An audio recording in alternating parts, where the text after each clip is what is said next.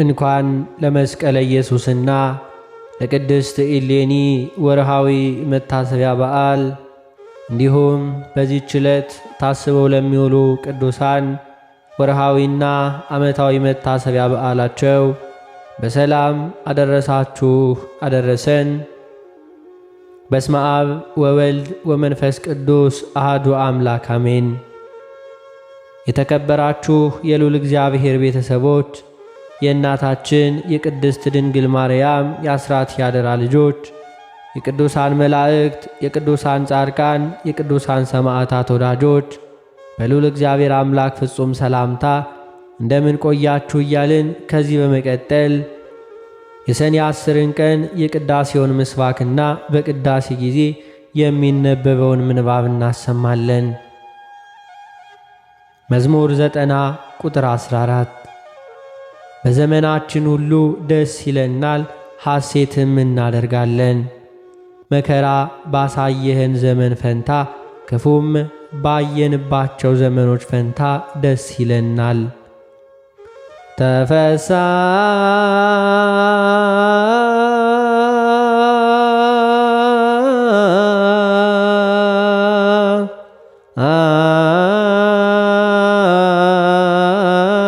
አይነወተ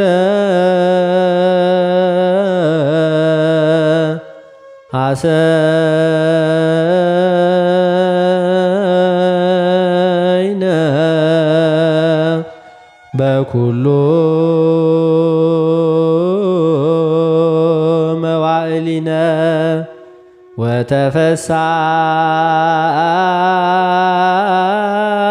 ወተፈሳይነ እየንተ መዋዕል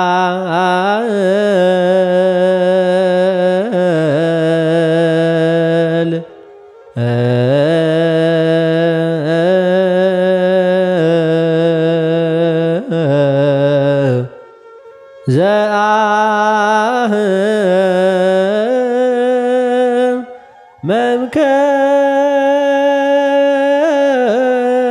መምከን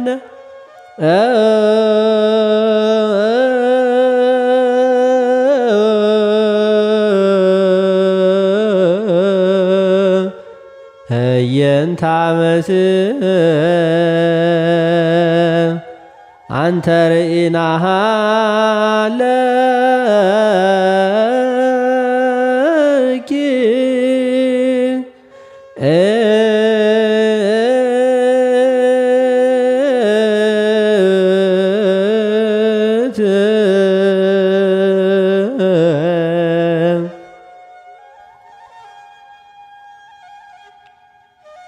በሰኔ 10 ቀን በቅዳሴ ጊዜ የሚነበብ የመጀመሪያው ምንባብ የሐዋርያው የቅዱስ ጳውሎስ መልእክት ወደ ቆሮንቶስ ሰዎች አንደኛ ቆሮንቶስ ምዕራፍ 7 ቁጥር 25 እስከ ቁጥር 35። ቃሉም እንዲህ ይላል።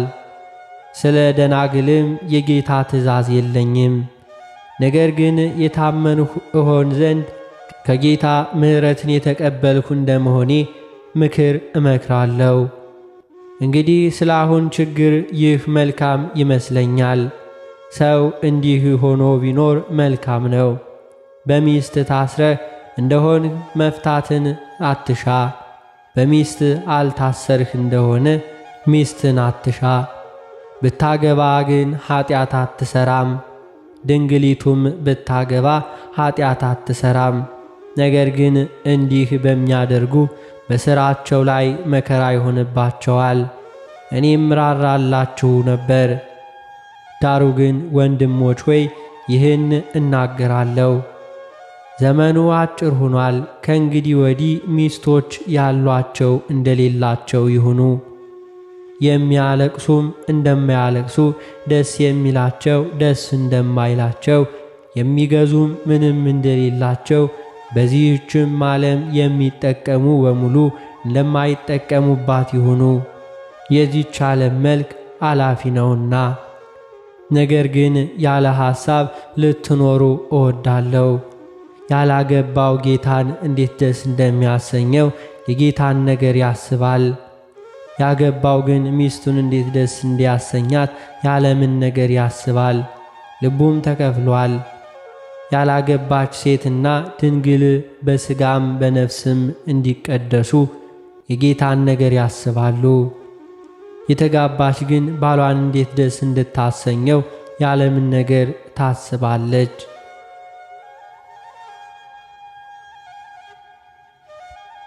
በሰኔ 10 ቀን በቅዳሴ ጊዜ የሚነበብ ሁለተኛው ምንባብ የሐዋርያው የቅዱስ ዮሐንስ መልእክት አንደኛ ዮሐንስ ምዕራፍ 1 ቁጥር 4 እስከ ፍጻሜ። ቃሉም እንዲህ ይላል፣ ደስታችሁም እንዲፈጸም ይህን እጽፍላችኋለሁ። ከእርሱም የሰማናት ለእናንተም የምናወራላችሁ መልእክት እግዚአብሔር ብርሃን ነው፣ ጨለማም በእርሱ ዘንድ ከቶ የለም የምትል ይህች ናት። ከእርሱ ጋር ኅብረት አለን ብንል በጨለማ ብንመላለስ እንዋሻለን፣ እውነትንም አናደርግም። ነገር ግን እርሱ በብርሃን እንዳለ በብርሃን ብንመላለስ ለእያንዳንዳችን ኅብረት አለን። የልጁም የኢየሱስ ክርስቶስ ደም ከኀጢአት ሁሉ ያነጻል። ኀጢአት የለብንም ብንል ራሳችንን እናስታለን፣ እውነትም በእኛ ውስጥ የለም። በኀጢአታችን ብንናዘዝ ኀጢአታችንን ይቅር ሊለን ከአመፃም ሁሉ ሊያነጻን የታመነና ጻድቅ ነው። ኀጢአትን አላደረግንም ብንል ሐሰተኛ እናደርገዋለን፣ ቃሉም በእኛ ውስጥ የለም።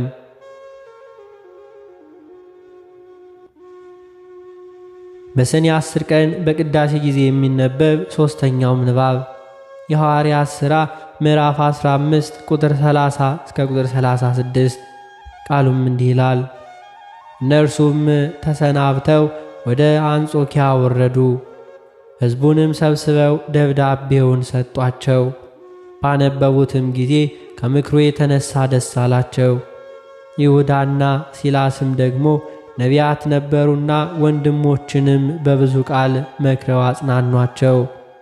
አያሌ ቀንም ከተቀመጡ በኋላ ከወንድሞች በሰላም ተሰናብተው ወደ ሐዋርያት ሄዱ። ሲላስ ግን በዚያ ይኖር ዘንድ ፈቀደ። ጳውሎስና በርናባስም ከሌሎች ከብዙ ሰዎች ጋር ደግሞ የጌታን ቃል እያስተማሩና ወንጌልን እየሰበኩ በአንጾኪያ ይቀመጡ ነበር።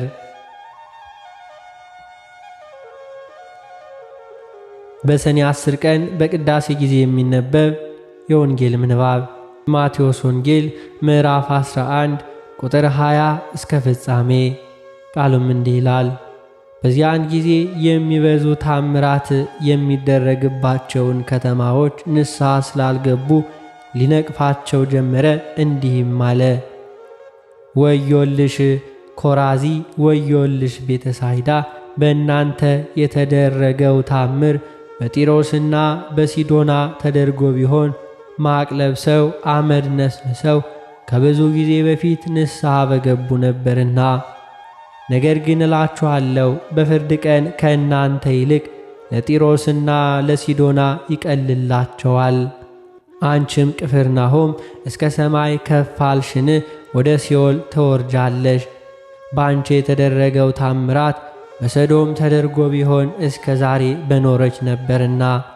ነገር ግን እላችኋለሁ በፍርድ ቀን ከአንቺ ይልቅ ለሰዶም ሀገር ይቀላታል።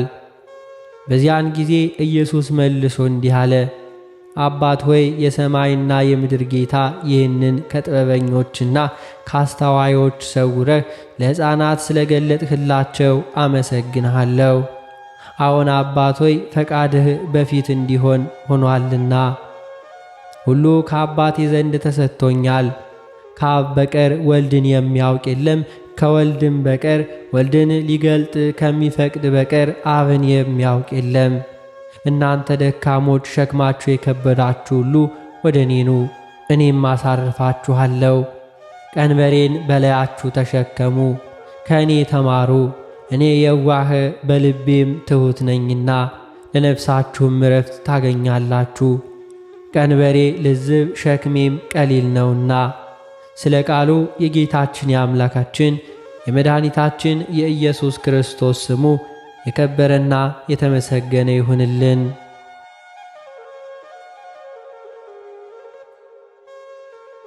የተከበራችሁ የልዑል እግዚአብሔር ቤተሰቦች ከዚህ በመቀጠል የመስቀሉን ድርሳን እናሰማለን። በስመ አብ ወወልድ ወመንፈስ ቅዱስ አሐዱ አምላክ አሜን። አንድ አምላክ በሆነ በአብ በወልድ በመንፈስ ቅዱስ ስም በሰኔ ወር በ10 ቀን የሚነበብ የጌታ የኢየሱስ ክርስቶስ የመስቀሉ ድርሳኒ ነው። የጌታችንና የአምላካችን የመድኃኒታችን የኢየሱስ ክርስቶስ ቸርነቱ ይቅርታው የክቡር መስቀሉ የረድኤቱ ኃይል ከሀገራችን ከኢትዮጵያ ጋር ይኑር ለዘላለሙ አሜን። ከዚህ በኋላ ንግሥት እሌኒ ልጇ ቆስጠንጢኖስን በመንግሥቷ ዙፋን ላይ ያስቀመጠችው። እርሱ ቆስጠንጢኖስም እግዚአብሔርን የሚፈራ ቅን፣ የዋህ፣ እውነተኛ ሰው ከዝሙት ከረከሰ የጣዖት አምልኮ ሰውን የሚጠብቅ ሆነ። እንዲሁም ባለ ግብር በሮሜ ሀገር በራጥያና በኢየሩሳሌም በግብፅና በሶርያ ነገሰ። የተስተካከለ እውነተኛ ፍርድን በመፍረድና በመምራት በአራቱም ማዕዘን የጸና ሆነ። ከዚህ በኋላ በአንዲት ዕለት የሮም ሀገር ታላላቆች ሰዎች ወደ ቅድስት እሌኒ ልጅ ወደ ንጉሥ ቆስጠንጢኖስ መጥተው እንዲህ አሉት። የምድር ንጉሥ ጌታችን ሆይ፣ የክርስቲያን ወገኖች የሆንን እኛ ሁላችን ከዚህ ከሃዲ ከመክስሚያኖስ አገዛዝና ባርነት ነፃ አውጣን፣ ከእጁ አላቀን አድነን አሉት። ንጉሣችንና ጌታችን ሆይ፣ ከፊቱ የምንሸሽበትና የምንሰወርበትን አጥተናልና ሁልጊዜ ወደ እርሱ ወደ ንጉሥ ቆስጠንጢኖስ እየመጡ እንዲህም ይሉታል። ንጉሥ ቆስጠንጢኖስም ወደ እርሱ የመጡትን ከሃዲ ከሆነ ከመክስሚያኖስ አገዛዝ አውጣና አድነን አላቀን ትሉኛላችሁ። ሁልጊዜ በእናንተ ላይ ያደረገው ክፉ ሥራ ምንድን ነው? በሁላችሁም ያጸናባችሁ ያከበደባችሁ አገዛዝ ምንድን ነው? በላያችሁ የደረሰባችሁ ምንድን ነው? እስኪ ንገሩኝ፣ እኔም እሰማዋለሁ አላቸው። ሕዝቡም ለንጉሥ ቆስጠንጢኖስ መልሰው እንዲህ አሉት።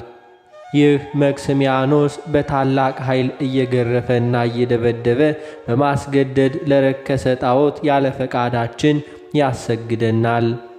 የአምላካችን የእግዚአብሔርን ስም እንዳንጠራ ይከለክለናልና አብያተ ክርስቲያኖቻችንንም አቃጠላቸው።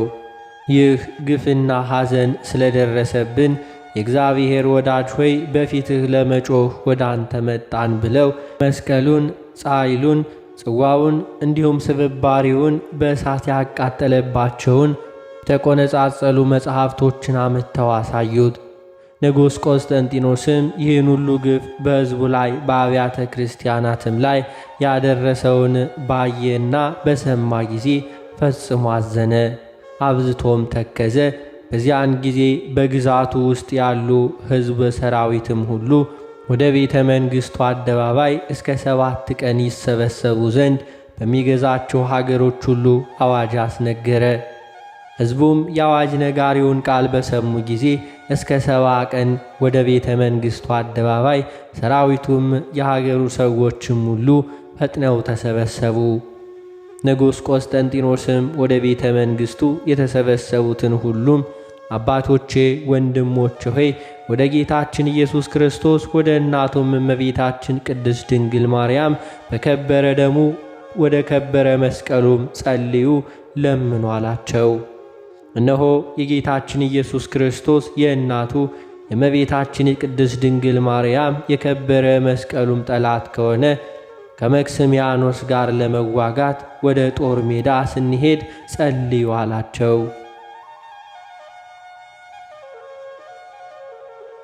ንጉሥ ቆስጠንጢኖስም ይህንን ባላቸው ጊዜ ሁሉም ተነሱ፣ ወደ ጌታችን መድኃኒታችን ኢየሱስ ክርስቶስ ወደ እናቱ እመቤታችን ቅድስት ድንግል ማርያም ወደ ጌታችን ኢየሱስ ክርስቶስ መስቀልም ሁሉም ተነስተው እጆቻቸውን ዘርግተው እንዲህ ብለው ጸለዩ።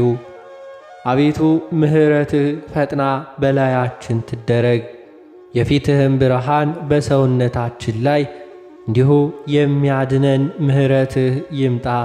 እኛ ክርስቲያኖች የሆን ሁላችን ወገኖችህን ደስ የሚያሰኘን ቸርነትህ ይገለጽ።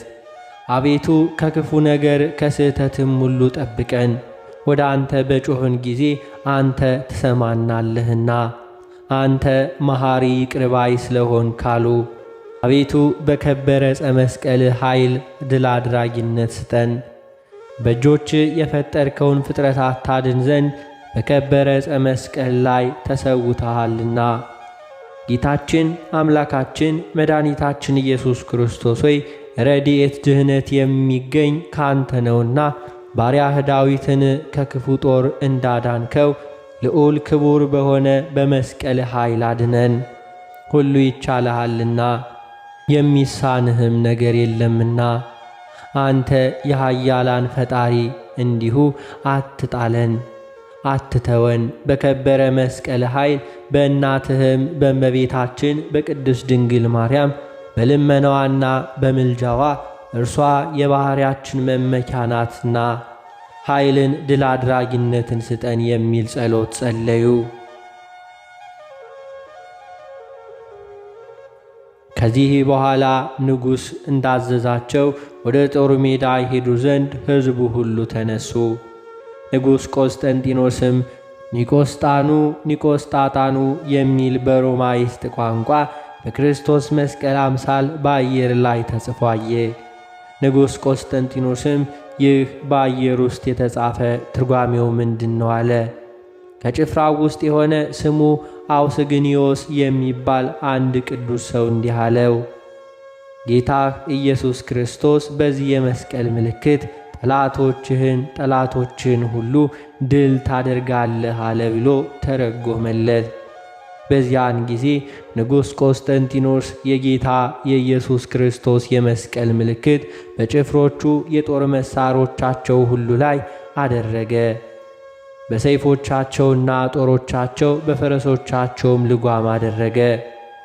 የጌታ ክርስቶስን መስቀል ተሸክመው ይከተሉት ዘንድ ካህናቱን አዘዛቸው።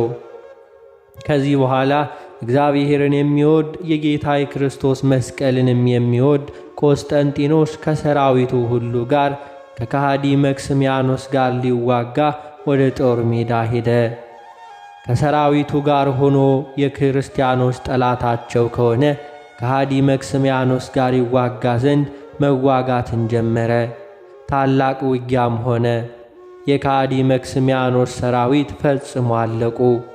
ሬሳቸውም በላይ የተቆለለ ሆነ። ደማቸው ደግሞ እንደ ፈረስ ልጓም ደረሰ።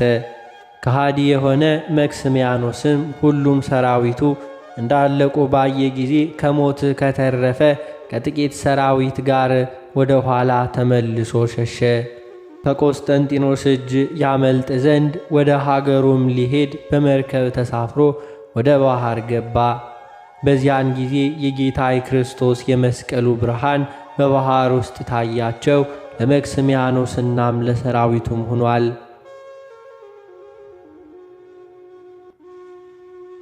እንዲሁም እንደ መብረቅ ተብለጨለጨባቸው። አውሎ ነፋስም ያን ጊዜ ተነሳ፣ መርከቡንም ማዕበል መትቶት ሰበረው። ከሃዲ መክስሚያኖስም ከሰራዊቱ ጋር ወደ ጥልቅ ባሕር ሰጠመ። እግዚአብሔርን የሚፈራ ጻድቅ ሰው ቆስጠንጢኖስ ግን በጌታ ክርስቶስ መስቀል ኃይል ሁሉን አላውያን ከሃዲያን ድል አድርጎ አጠፋቸው፣ እንዳልነበሩም አደረጋቸው። ከዚህም በኋላ አዋጅ ነጋሪን በአራት ማዕዘን ዓለም አዞረ፣ እንዲህም አለ፣ የጣዖታቶች ቤት ይዘጉ፣ አብያተ ክርስቲያናት ይከፈቱ፣ ሰው ሁሉ በጌታችን ኢየሱስ ክርስቶስ ስም ይመን፣ በእናቱም በእመቤታችን በቅድስት ድንግል ማርያም በአማላጅነቷ ይመን፣ በእግዚአብሔር ልጅ ደም የከበረ የመስቀሉን የማዳን ኃይሉን ታምራቱን ይመልከቱ። ቆስጠንጢኖስም ወደ ቤተ መንግሥቱ ተመለሰ። ጠላቶቹን በእጁ የጣለለት እግዚአብሔር አምላክን ፈጽሞ እያመሰገነ ለጌታ ክርስቶስ ለከበረ መስቀሉም እየተገዛ እያመሰገነ ወደ ሮሜ በደህና በሰላም ተመለሰ። የሮሜ ሀገር ሰዎችም ሁሉም በፍጹም ደስታ ተቀበሉት። ንጉሥ ቆስጠንጢኖስም በታላቅ ክብር በእልልታና ወደ ቤተ መንግሥቱ ገባ። ካህናቱም የከበረ የጌታ የክርስቶስን መስቀል በከበሩ በግምጃ ልብሶች አጎናጽፈው አልለው ከርቤ ከሚባል ሽቱ ጋር ወደ ቤተ ክርስቲያን አስገብተው ያኖሩት ዘንድ አዘዛቸው። በከበረ ዕፀ መስቀልም ስም እግዚአብሔርን የሚወድ ንጉሥ ቆስጠንጢኖስ ታላቅ በዓልን አደረገ። ስለ ጌታ ክርስቶስ መስቀል ክብር ታምራቱን እየተናገረ ለድሆችና ለምስኪኖች፣ ለመኳንንትና ለመሳፍንት፣ ለሀገሩ ሰዎችም በሙሉ ታላቅ ምሳ አደረገ።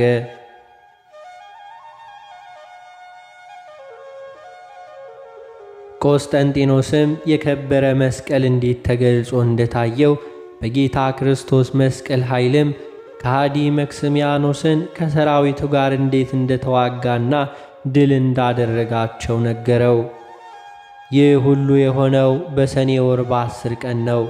ቆስጠንጢኖስም በጌታ ክርስቶስ መስቀል ኃይል ጠላቶቹን የሚያሸንፍ ኃይሉ የጸና ሆነ። ቆስጠንጢኖስም በነገሰ በ12 ዓመት በሊቀ ጳጳሳት ብፁዕ ቅዱስ ሶል ጴጥሮስ በእርሱ እጅ አንድ አምላክ በሆነ በአብ በወልድ በመንፈስ ቅዱስ ስም ተጠመቀ። የክብር ባለቤት የጌታችን ኢየሱስ ክርስቶስን ቅዱስ ሥጋውን ክቡር ደሙን አቀበለው። ከዚህ በኋላ ንግሥት እሌኒ ገንዘቧን ሁሉ ወርቁንም ብሩንም እንዲሁም ብዕሏንም ለልጇ ለቆስጠንጢኖስ ትታ ከቤተ መንግሥቷ ወጣች። የተራቡና የተጠሙ ድሆችን ምስኪኖችንም በማብላትና በማጠጣት በ21 በየወሩ አምላክን የወለደች እመቤታችን የቅድስት ድንግል ማርያምንና የከበረ የመስቀሉንም መታሰቢያ በየወሩ በ10 እንዲደረግ በጌታ ክርስቶስም የጸናች የቀናች ሃይማኖትን አጽንቶ እንዲጠብቅ አዘዘችው። ልጇ ቆስጠንጢኖስን ከመከረችውና ካስተማረችው በኋላ በከበረ መስቀሉ ቤተ ክርስቲያን ቅጽር ግቢ በጭቃ በጨረቃ ሳር ትንሽ ጎጆ ለራሷ አሰራች።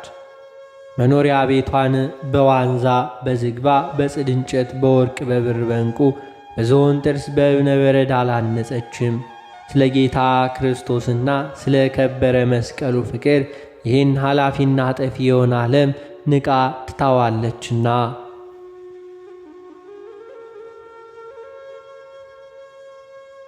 የከበረ የመስቀልን ቤተ ክርስቲያን ለመሳለም ካልሆነ በቀር ከዚያች ጎጆ ውስጥ ሳትወጣ በቀንም በሌሊትም እየጾመች እየጸለየች እየሰገደች የምትኖር ሆነች። ወደዚያች ጎጆ አመድና ሕመሙ እንደ እሳት የሚለበልብ ሳማ አስገብታ ሌት ያለ ልብስ ራቁቷን በላዩ ተኝታ ትንከባለላለች። በቀን ግን በልብሷ ውስጥ ማቅ ትለብሳለች።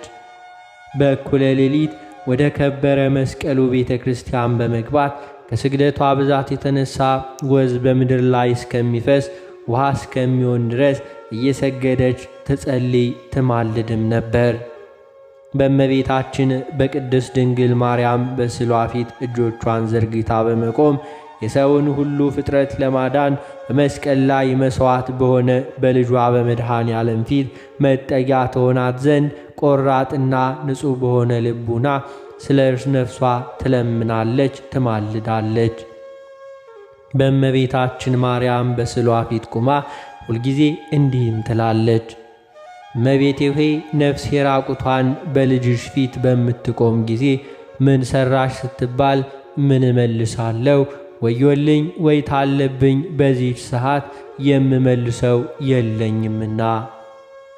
ከልጅሽ ፊት ወዴት እሄዳለሁ? ወደ ሰማይ በወጣ ከዚያ እርሱ ነው። ወደ ጥልቅ ባሕር በወርድ ከዚያ እርሱ ነው። እንደ ንስርም ክንፍ ባበቅልና እስከ አድማስ ድረስ ብበር ከዚያ እርሱ ነው። እመቤቴ ሆይ ወደ እኔ ተመለሽ፣ ወደ እኔ ተመልከች፣ ስለ ኃጢአቴም አትጣይኝ፣ ስለ ነፍሴ ወደምትወጂው ልጅሽ ማልጅልኝ ትል ነበር።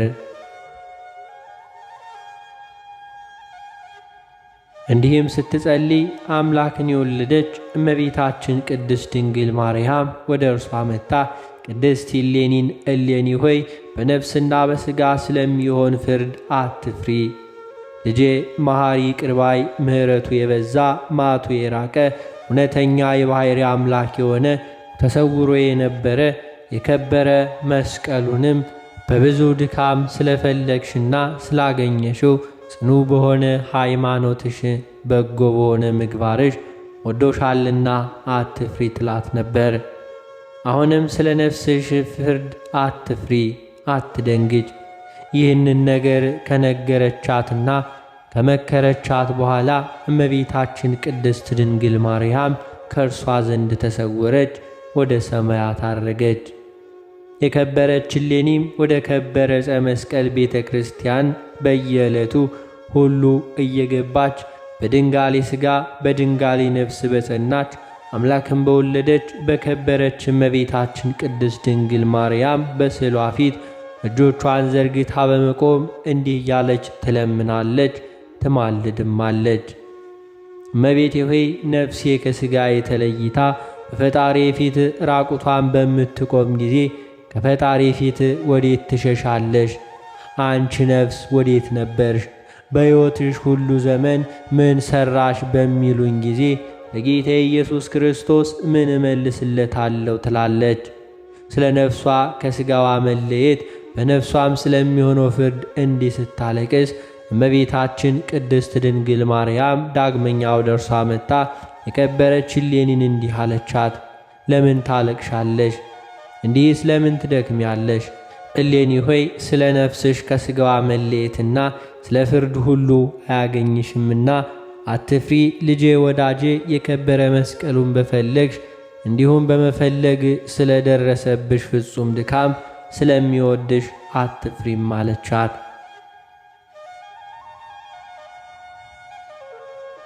እርሷ ግን እሌኒ አምላክን ወደ ወለደች እመቤታችን ቅድስት ድንግል ማርያም ስለ ፍርድና ስለ ነፍሷ ከሥጋዋ መለየት ጸሎቷንና ምልጃዋን አልተወችም። አምላክን በወለደች በእመቤታችን ማርያም ስዕል ፊት እንዲህ እያለች ትጸልያለች። አንቺ ጎስቋላ የተናቅሽ ነፍስ ሆይ የክብር ባለቤት በሆነ በጌታችን ክርስቶስ በፊቱ በምትቆሚ ጊዜ ምን ትመልሽለታለሽ? ወዮልሽ ወይት አለብሽ። እንዲህም አምላክን በወለደች በእመቤታችን በድንግል ማርያም ስዕል ፊት ፈጽሞ ስታለቅስ ለሦስተኛ ጊዜ አምላክን የወለደች እመቤታችን ቅድስት ድንግል ማርያም ወደ እርሷ መጥታ የምወድሽ የምትወጅኝ እሌኒ ሆይ ነፍስሽ ወደ ዘላለም ሕይወት ትገባለችና የሥጋሽን ሞት ለምን ትፈሪያለሽ? አለቻት። የከበረች እሌኒም አምላክን ለወለደች እመቤታችን ቅድስት ድንግል ማርያም መልሳ እንዲህ አለቻት፣ እመቤቴ ሆይ ልሳነ ወርቅ ዮሐንስ ከሦስት ሥራ የተነሣ እኔ ፈራለሁ እንዳለ እኔም የነፍሴን ከሥጋዬ መለየት ደግሞ በፈጣሪ ክርስቶስ ፊት መቆማን እፈራለሁ። እመቤቴ ሆይ የእስራኤል ንጉሥ አባታችን ዳዊት እንዲሁ ከሥጋ ሞት የተነሣ ነፍሱ ከሥጋዋ ስለ መለየቷ ፈርቶ ነፍሱን በእግዚአብሔር እጅ አደራ አስጠበቀ። የእስራኤል ንጉሣቸው ልጁ ሶሎሞንም ከሥጋ ሞትና ከነፍስና ከሥጋ መለየት የተነሣ ፈራ፣ ደነገጠ፣ ተንቀጠቀጠ አለቻት። ስለዚህ ነገር ተራራቀ፣ ተፈላለሰ። በአየር ውስጥ የሚበር ታላቁን ንስር ያዘ። በቤቱ ውስጥም በማሰሪያ አሰረው። ነጭ የሆነች ሴት ፈረስንም አመጣ። ከዚያ ንስር ብቻ በቀር ወደ ሌላ እንዳታይ ከዐይኖቿ መጋረጃ አደረገ። ወደዚያ ንስር ብቻ እንድታይ እንጂ ወደ ኋላም ወደ ሌላም እንዳትመለከት አደረገ። ከዚህም በኋላ ተባቱን ፈረስ በኋላዋ ቀረበ። በዚያንም ጊዜ ጸነሰች። ያቺ ፈረስ በአየር ውስጥ እንደሚበር ንስር ክንፎች ያሉ ተባት ፈረስ ወለደች። አፉም በአየር ውስጥ እንደሚበር ንስር አፍ ነው። ጆሮቹና እግሮቹ ግን እንደ ፈረስ ናቸው። በሁለት ጎኖቹም እንደ ንስር የሚበርባቸው ሁለት ክንፎች አሉት። ንጉሥ ሶሎሞንም ያን ፈረስ የላሞችን የበጎችንና የፍየሎችን ሥጋ የሚመገበው ሆነ። ያም ሁለት ክንፍ ያሉት ፈረስ ኃይለኛና ጠንካራ ሆነ። ወደ ሰማይ መውጣት ሲፈልግ ወደ አየር በመውጣት እስከፈለገው ድረስ እየበረረ ሄዶ ወደ ሶሎሞን ቤተ መንግሥት ይመለሳል። ኅብሩ እንደ ንስር ዝንጉርጉር የሆነ በሚያየው ሰው ሁሉ ፊት መልኩ ድንቅ ነው። ሰሎሞንም ያን ፈረስ እንደ ንስር የላሞችን ሥጋ እየመገበ ወተትን እያጠጣ 5 ዓመት ያህል አሳደገው። ከዚህ በኋላ ኮርቻ ሠራለት። ወደ ክንፎቹ ሳይደርስ በወገቡ ላይ ጫነው። የላምንም ሥጋ እንዲሁ በረጅም ሽመል ላይ በሰንሰለት አሰረ። ያችም ሥጋ እንዳትወድቅ በዐይኖቹ ፊት ለፊት እንድትታየው በመቆለፊያዎች ከሽመሉ ጋር አያያዛት። ንጉሥ ሰሎሞንም በዚህ ፈረስ ላይ እንዲቀመጥ ሎሌውን አዘዘው። ያም አገልጋይ ጌታው ሰሎሞን እንዳዘዘው በዚያ ፈረስ ላይ ተቀመጠ። ከፈረስ ላይም እንዳይወድቅ አድርጎ ከፈረሱ አንገት ገመድ ጠልፎ ከዚያ አገልጋይ ላይ እንዲሁ ታስረው ኮርቻውንም ከፈረሱ ጋር አሰረ። ሥጋ የታሰረበትንም ሽመል ለፈረሱ በዐይኖቹ ፊት ለፊት ያሳየው ዘንድ ወደ ላይም ቢሆን ወደ ታችም ቢሆን እንዲያሳየው ለዚያ አገልጋይ በእጁ አስያዘው። ሰሎሞንም ያንን አገልጋይ እንዲህ አለው፣ እነሆ እንደ ንስር ክንፍ ባለው በዚያ ፈረስ ወደ ሰማይ በፍጥነት ደረስ። አምላካችን እግዚአብሔር ያሳየ በሰማይ ያለውን ሁሉ እይ፣ ተመልከት። ካየህም በኋላ ያየኸውንና የተመለከትከውን ሁሉ ትነግረኝ ዘንድ ወደ እኔ ተመልሰን አለው።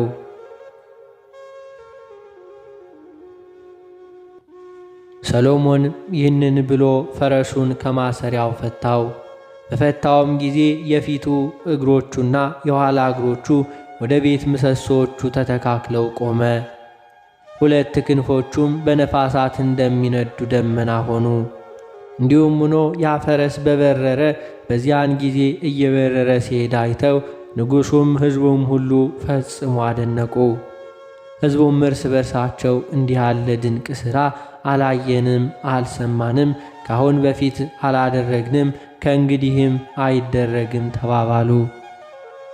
ይህን እጹብ ድንቅ ሥራ ያሳየን አምላካችን እግዚአብሔር ይክበር ይመስገን አሉ።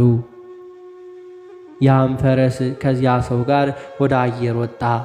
ሰውየውም ሥጋውን ወደ ላይ ከፍ ከፍ እያደረገ በዐይኖቹ ፊት ለፊት ለፈረሱ ያሳየው ነበር። ፈረሱም ያንን ሥጋ የሚያገኘው እየመሰለው ወደ ላይ ይበራል።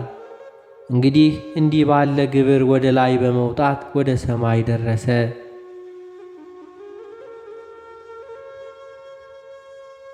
ከዚህም በኋላ ያንን ሥጋ ወደ ምድር ዝቅ አደረገው። ወደ ሰሎሞንም ቤተ መንግሥት ተመለሰ። ሰሎሞንም እንዲህ ሲል ጠየቀው፣ ልጄ ሆይ በአየር ውስጥ በሰማይ ምን አየህ? ያየኸውንና የተመለከትከውን ሁሉ ሳትሰውር ለእኔ ንገረኝ እስኪ አለው። ያ ያየ አገልጋይ ለጌታው ሰሎሞን እንዲህ ሲል መለሰለት፣ ጌታ ሆይ እጹብ ድንቅ ነገርን አየው። ስመለከትም ከፀሐይ ነጸብራቅና ከነፋሳት ብዛት የተነሣ እንዲሁ ሳህኖቼ ውስጥ እንባ ሞላ። ጌታዬ ንጉሴ ሆይ በዐይኖቼም ስመለከት ሰፊ የሆነች ሀገርን አየው። ሀገሪቱንም ሳያት ምድራዊ ግብር ያላት አይደለችም። በባሕር መካከል እንዳለች ደሴት ሁና ከባሕር እስከ ዳር የመላች ሁና አየዋት እንጂ። ደግሞ በሰማይ ዳርቻ ሰፊና ጥልቅ የሆነ ባሕርን አየው። ዳግመኛም በደቡብ በኩል የጨለማ መጋረጃ አየው። ደግሞም ተድላ ደስታ ያለበት ገነት እንዲሁ አየው። ብሔረ ሕያዋንን ብሔረ ብፁዓንንም በምሥራቅ በኩል አየው። በብሔረ ሕያዋን ውስጥም የማይቈጠሩ የጻድቃን ነፍሳት ይመላለሳሉ። ጌታዬ ንጉሴ ሆይ ወደዚያች የከበረችና ብርሃን ወደ ሆነች ሀገር ለእኔ የምገባ መስሎኝ ነበር። ነገር ግን ብርሃናዊው መልአክ ወደ እኔ መጣ። ያለ እግዚአብሔር ፈቃድ ትገባ ዘንድ አትችልም፣ ወደ ቤትህና ወደ ጌታ ሰሎሞን ፈጥነ ተመለስ እንጂ ብሎ በሰላም ቃል ተናገረኝ አለው። በዚያን ጊዜ እንደ መሰንቆና እንደ በገና ድምፅ የሆነ ሃሌሉያ ሃሌሉያ ሃሌሉያ፣ አስቀድሞ የነበረ ለዘላለም ጸንቶ የሚኖር አሸናፊ ለሆነ እግዚአብሔር ምስጋና ይሁን እያሉ ሲያመሰግኑ ከቅዱሳን መላእክት የከበሩ ቃላትን ሰማሁ አለው። ከዚህም በኋላ ያንን ሥጋ ወደ ታች አድርጌ ለዚያ ፈረስ አሳየሁት። በበታቹም ያንን ሥጋ እያየ እንደሚታየኝ ወደዚህ አደረሰኝ አለው። ንጉሥ ሰሎሞንም ይህንን ታላቅ ነገር ሰምቶ እጹብ እጹብ ብሎ እጅግ አደነቀ። የቤተ መንግሥቱንም ታላላቅ ሰዎች ሰበሰባቸው፣ እንዲህም አላቸው፦ አባቶቼ፣ ወንድሞቼ ሆይ ይህ እጹብ ድንቅ የሆነ ነገርን ሰማችሁን? አላቸው። እነርሱም ጌታችን ንጉሣችን ሆይ አዎን ሰማን። ከእንግዲህ አንተ ከጽንፍ እስከ ጽንፍ ዓለምን ትገዛ ዘንድ እንዲህ አድርግ አሉት። ብልህ አዋቂ የሆነ ሰሎሞን ግን ስለዚህ በልቡ ፍርሃት አደረና እንዲህ አለ፦ ሞት፣ ሕማም ወይም ሐዘን ወደሌለበት በዚህ ፈረስ ተቀምጬ ወደ ሰማይ እወጣለሁ፣ ከዚያም በገነትና በብሔረ ብፁዓን እኖራለሁ አለ። ይህንን ሐሳቡን ለአዋቂዎችና ለጥበበኞች ገለጠላቸው። እነርሱም መልሰው እንዲህ አሉት፦ የፀሐይ ነጸብራቅ ስለሚከላክልህ ወደ ሰማይ መውጣት እንዴት ይቻልሃል? የገነት በር በየት እንደሆነ የብሔረ ብፁዓንና የብሔረ ሕያዋን መግቢያቸው በየት እንደሆነ እንዴት ታውቃለህ? አሉት። ሰሎሞንም በፀሐይ ጎን በውቅያኖስ በኩል ወጥቼ ቢቻለኝ ወደ ገነት እገባለሁ፣ ወደ ገነት መግባት ካልተቻለኝ ግን ወደ ብሔረ ብፁዓንና ወደ ብሔረ ሕያዋን እሄዳለሁ፣ በዚያም እኖራለሁ አለ።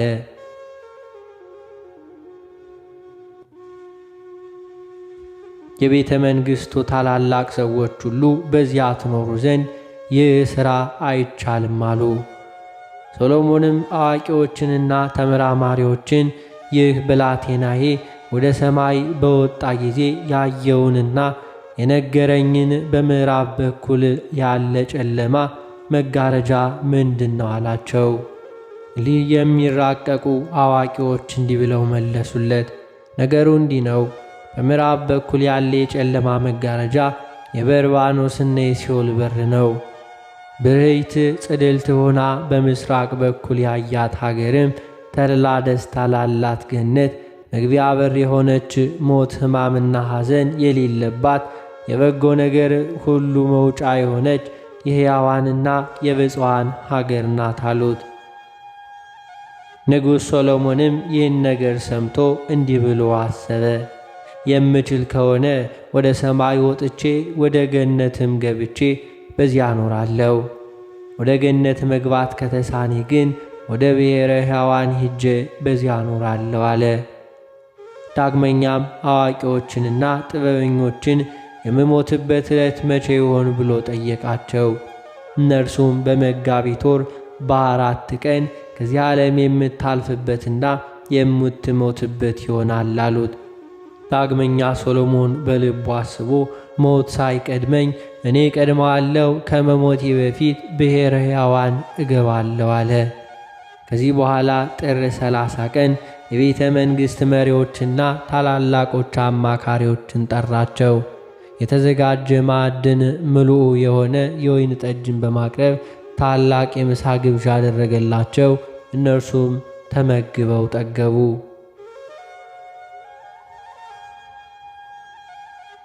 ከዚህም በኋላ ሰሎሞን እንዲህ አላቸው፦ ይህ ሰው ወደ ሰማይ በወጣ ጊዜ የገነትን የብሔረ ሕያዋንንና የብሔረ ብፁዓንን ምስጢራት እንዳየ እንደተመለከተ የነገረኝን እንዲሁ ሰምታችኋል። እኔም ወደ ሰማይ ወደ አየር እወጣለሁ። እውነት እንደሆነ ይህ ሰው ያየው ወይም እውነት እንዳልሆነ እርሱም እንዳየው ጥቂት ቀኖች ብዘገይ 2 ዓመት 3 ዓመት ወይንም 5 ዓመት ብዘገይ አትዘኑ። እኔ ነገሩን ፍጻሜ ሳላይና ሳልረዳ ወደ እናንተ አልመለስምና አታስቡ፣ አትዘኑ አላቸው። አማካሪዎቹና የመንግሥት ታላላቆች ሰዎችም እንዲህ ብለው መለሱለት፦ ጌታችን ንጉሣችን ሆይ እንግዲህ እንዲህ አታድርግ።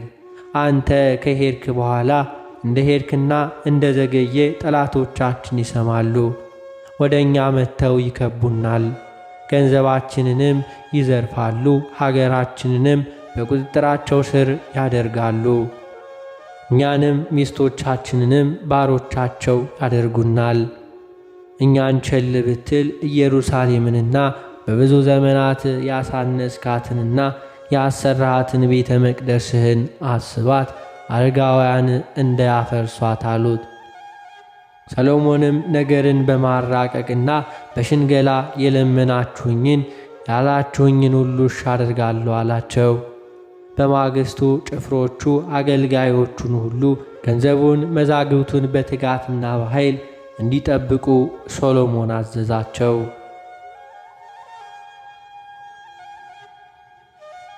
ከዚህም በኋላ በቤቱ ውስጥ ባሳደገው ክንፎች ባሉት በዚያች ፈረስ ላይ ተቀምጦ ወደ አየር ወጥቶ ከፀሐይ መንገድ ደረሰ።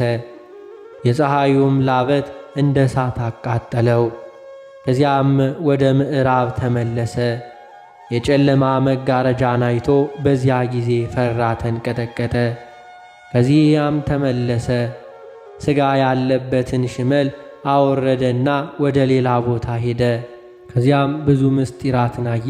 ከዚያም ወደ ፀሐይ መውጫ በኩል ተመለሰ። 12 ቀኖችን ተሻግሮ ብሔረ ሕያዋን ደረሰ። በዚያን ጊዜ ብርሃናውያን መላእክት ያንን መልኩ እንደ ንስር የሆነ ንጉሥ ሶሎሞን የተቀመጠበትን ፈረስ ያዙት። 2 ክንፎቹንም ሰብረው ወደ ታላቅ ገደል ወረወሩት። ሶሎሞን ግን ያችን ብርዕት ጽልዕት የሆነች የፀሐይ ጨረር የምትመስለውን ሀገር አያት። ደግሞ በዚያ እንደ በረዶ የነጹ ድንኳኖችን ከሩቅ አየ። ፈጽሞ ደስ ብሎት እንዲህ ሲመለከት እሊያ መላእክት ተናገሩት፣ እንዲህም አሉት፣ አንተ የመጣኸው ከየት ነው? ወዴትስ ለመሄድ ነው?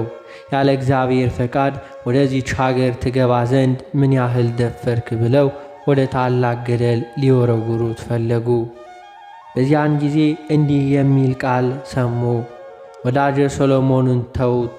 በኋላ ዘመን አዳምንና ሔዋንን ልጆቻቸውንም ሁሉ አድናቸው ዘንድ ከእርሱ ዘር ሥጋ ለብሼ ሰው ሆኜ እወለዳለሁና ስለ ወዳጄ ዳዊት በኋላ ዘመን ተወልዳ ስለምትወለኝ ስለ እናቴ ስለ ቅድስት ድንግል ማርያም በመዓትና ወደ እርሱ አትቅረቡ። ነገር ግን ወደ ሀገሩ ኢየሩሳሌም ወስዳችሁ አድርሱት። እዚያ ሙቶ በአባቱ በዳዊት መቃብር ይቀበር ዘንድ ወደ ምድር አውርዱት የሚል ቃል ሰሙ።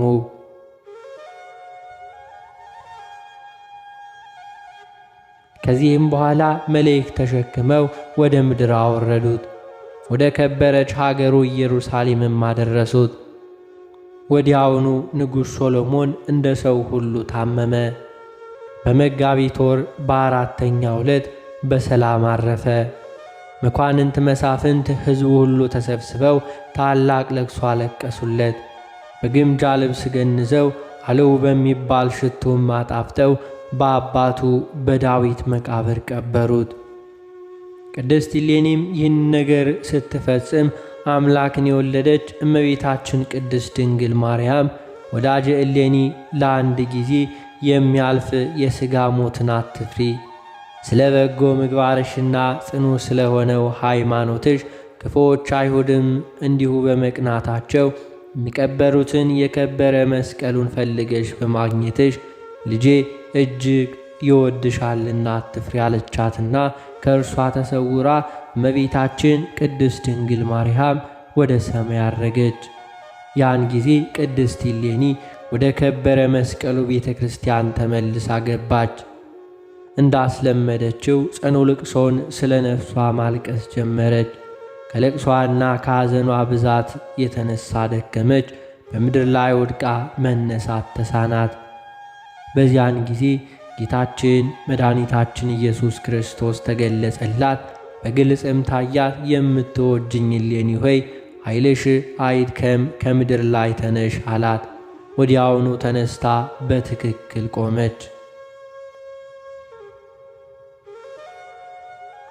ጌታችን መድኃኒታችን ኢየሱስ ክርስቶስም ወዳጄ እሌኒ ሆይ ሞትን ስለ መፍራቱ ሶሎሞን ይህንን ሁሉ ነገር እያደረገ መሆኑን ከየት አገኘሽ? ከየት ሰማሽ? አላት። እሌኒም ጌታዬ ሆይ ሥራቸው ካማረ ሃይማኖታቸው ከቀና ከቀደሙ አባቶቼ ሰማው።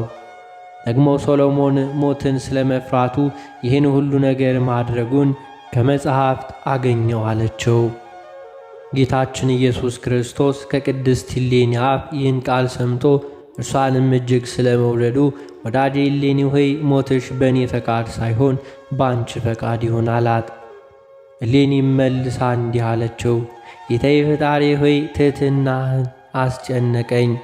አንተ ጥንት ፍጻሜ የሌለህ አምላክ ስትሆን ለመንግሥትህ ኀልፈት የሌለ ግዛትህ ለልጅ ልጅ የማያልቅ ሲሆን አሁንም በአንተ ከመተማመን በቀር ሥልጣንና ኃይል የሌለኝ አመድና ትቢያ ነኝና በእኔ ላይ የወደድከውን አድርግ። ሞትም ሕይወትም በአንተ እጅ መካከል ነውና ነፍሴንና ሥጋዬን በሥልጣንህ አስጠብቃለሁ። ይህንንም ብላ ከጌታ ክርስቶስ መስቀል ራሷን አስጠጋች። ጌታችን መድኃኒታችን ኢየሱስ ክርስቶስም ቅድስት እሌኒን መልሶ እንዲህ አላት፣ እነሆ አሁን ዕድሜሽ 150 ዘመን ሆኗል። አሁንም 40 ዓመት ጨመርኩልሽ። ይህንንም ብሎ ጌታችን ኢየሱስ ክርስቶስ ከእርሷ ተሰወረ፣ በታላቅ ክብር በምስጋና ወደ ሰማይ አረገ። የከበረች እሌኒም የክብር ባለቤት ከሆነ ከጌታችን ኢየሱስ ክርስቶስ አንደበት ይህን ቃል ሰምታ እጅግ ደስ አላት። በምድር ላይ ወድቃ ሰገደች፣ እግዚአብሔርንም አመሰገነችው። የሕይወቷም ዕድሜ 190 ዓመት በሆናት ጊዜ በሰኔ ወር በ9 ቀን በሰላም አረፈች። ነገሥታት፣ መኳንንት፣ መሳፍንት፣ ሕዝቡም ሁሉ ወደ እርሷ ተሰብስበው ታላቅ ልቅሶ አለቀሱላት። በግምጃ ልብስም ገነዟት። ባህለው ሽቶ አድርገው በከበረ መስቀሉ ቤተ ክርስቲያን ግቢ ክብር ያላቸው ነገሥታት በተቀበሩበት መቃብር ቀበሯት። ከመቃብሯም በሽተኞችን የሚፈውስ ታላቅ ብርሃን ወጣ። ለእግዚአብሔርም ምስጋና ይሁን። የጌታችን ኢየሱስ ክርስቶስ ይቅርታውም ምሕረቱም የክቡር መስቀሉም ግርማ የእመቤታችን የቅድስት ድንግል ማርያም በረከቷ የቅድስት እሌኒ የጉዞዋ ድካም ከሁላችን ሕዝበ ክርስቲያን ጋር ይኑር ለዘላለሙ አሜን።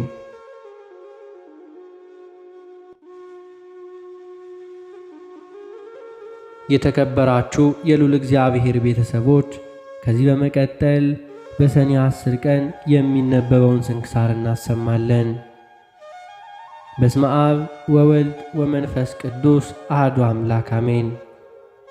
አንድ አምላክ በሆነ በአብ በወልድ በመንፈስ ቅዱስ ስም ሰኔ 10 በዚች ቀን ቅዱሳት ደናግል ደባሞንና ብስጣሞን እህታቸውም ሶፊያ በሰማዕትነት ሞቱ።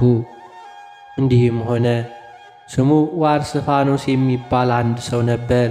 ኤጲስቆጶስነት ሊሾሙት በወደዱ ጊዜ ሸሽቶ ወደ ናባ አውራጃ እሊህ ደናግል ወዳሉበት ወደ ግህሙን ደርሶ በዚያ አደረ። በዚያችም ሌሊት የእግዚአብሔር መልአክ ተገልጦለት ከዚህ ለምን ትተኛለህ? ተነስተህ ተጋደል፣ ለአንተና ሰማዕት መሆን ለሚሹ ሁሉ አክሊል ተዘጋጅቷልና። አሁንም ተነስተህ ወደ መኮንኑ ሂድ፣ በፊቱም ቆመ ክብር ይግባውና በጌታ ኢየሱስ ክርስቶስ ታመን አለው። ከእንቅልፉም በነቃ ጊዜ ራእይን እንዳየ ለቅዱሳት ደናግል ነገራቸው። ሲነጋም ተነስተው ከእርሱ ጋር ወደ መኮንኑ ሄዱ። በመኮንኑ ፊት ክብር ይግባውና በጌታችን ታመኑ። መኮንኑም ጽኑ ሥቃይን አሰቃያቸውና ወደ ወህኒ ቤት ጨመራቸው። ከጥቂት ቀኖችም በኋላ ከዚያ አውጥቶ ከቅዱስ ዋርፍኖስ ጋር ወደ ስንሁር ላካቸው። እህታቸውም ትከተላቸው ነበር። መኮንኑም ለአማልክት ዕጣን እጠኑ አላቸው። ባልታዘዙለትም ጊዜ ጽኑ ሥቃይን አሰቃያቸው። እግዚአብሔርም መልአኩን ልኮ አጸናቸው፣ ቁስላቸውንም ፈወሰ። ከዚህ በኋላ መኮንኑ ከእርሱ ጋር ወደ ሀገረ ዕፃ ይዟቸው ሄደ። የጣዖታቱ ካህናት ጣዖታቱን እንደምትረግም ስለ ቅድስት ደባሞን ነገሩት።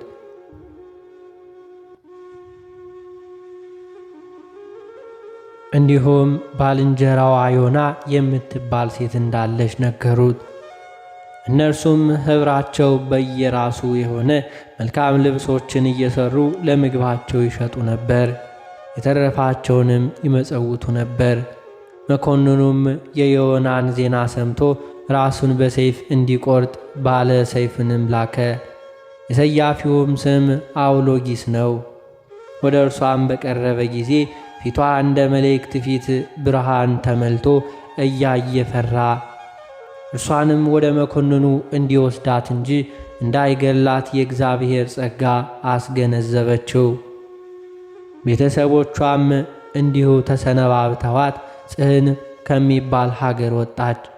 ወደ ሀገረ ጻም ደርሳ መኮንኑን ተገናኘችው። ከቅዱስ ወርስኖፋና ከባልንጀሮቹ ጋር እርስ በርሳቸው ሰላምታ ተሰጣጡ። ሰያፊው አውሎጊስም ክብር ይግባውና በጌታችን ኢየሱስ ክርስቶስ ስም ታመነና ራሱን ቆረጡት። የሰማዕትነትን አክሊልም ተቀበለ። እንዲሁም እሊህ ቅዱሳን ደናግል ራሳቸውን ቆረጧቸው። ገድላቸውንም ፈጽመው የድል አክሊልን ተቀበሉ። ቅድስት ደባሞንን ግን ጽኑ ሥቃይ ያሰቃያት ዘንድ በመንኰራኩር ላይ ሰቀሏት። በዚህ ሥቃይ ውስጥ ለብዙ ቀኖች ያክል ኖረች። የእግዚአብሔር መልአክም ያጸናት ያስችላትና ቁስሎቿን ይፈውሳት ነበር።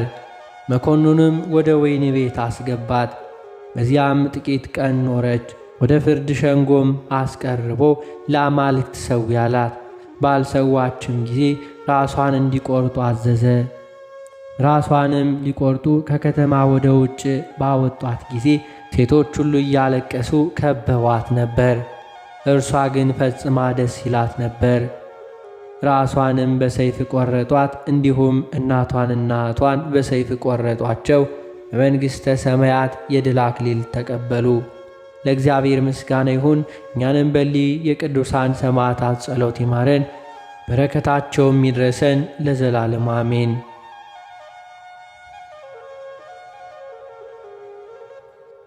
በዚህችም ቀን የሰማዕት አቅሊሞስ የአባ ነአንና የየሰካ የዕረፍታቸው መታሰቢያ ነው። በረከታቸው ከእኛ ጋር ይኖር ለዘላለም አሜን። ዳግመኛም በዚህች ዕለት ለክርስቲያን ወገኖች በዓለም ሁሉ ታላቅ ደስታ ሆነ። መላእክትም በሰማያት ደስ ተሰኙባት። በዚህች ቀን እውነተኛ ምእመን ከሆነ ከንጉሥ ቆስጠንጢኖስ ዘንድ የጣዖት ቤቶች እንዲዘጉ አብያተ ክርስቲያናትም እንዲከፈቱ ትእዛዝ ወጥቷልና።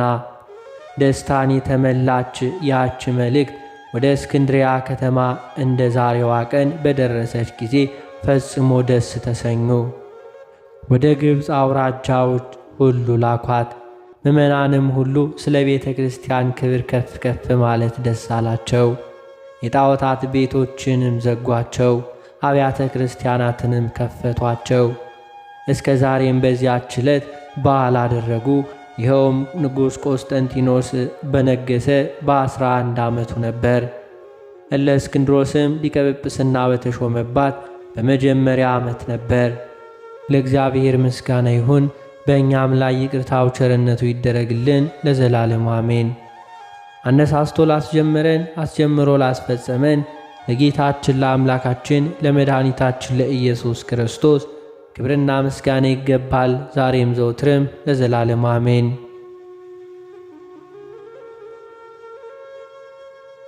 አባታችን ሆይ በሰማያት የምትኖር፣ ስምህ ይቀደስ፣ መንግሥትህ ትምጣ፣ ፈቃድህ በሰማይ እንደሆነች እንዲሁም በምድር ትሁን። የዕለት እንጀራችንን ስጠን ዛሬ፣ በደላችንንም ይቅር በለን እኛም የበደሉንን ይቅር እንደምንል። አቤቱ ወደ ፈተናም አታግባን ከክፉ ሁሉ አድነን እንጂ መንግሥት ያንተ ናትና፣ ኃይል፣ ክብር፣ ምስጋና ለዘላለሙ አሜን። እመቤታችን ቅድስት ድንግል ማርያም ሆይ በመልአኩ በቅዱስ ገብርኤል ሰላምታ ሰላም እንልሻለን። በሐሳብሽ ድንግል ነሽ፣ በሥጋሽም ድንግል ነሽ።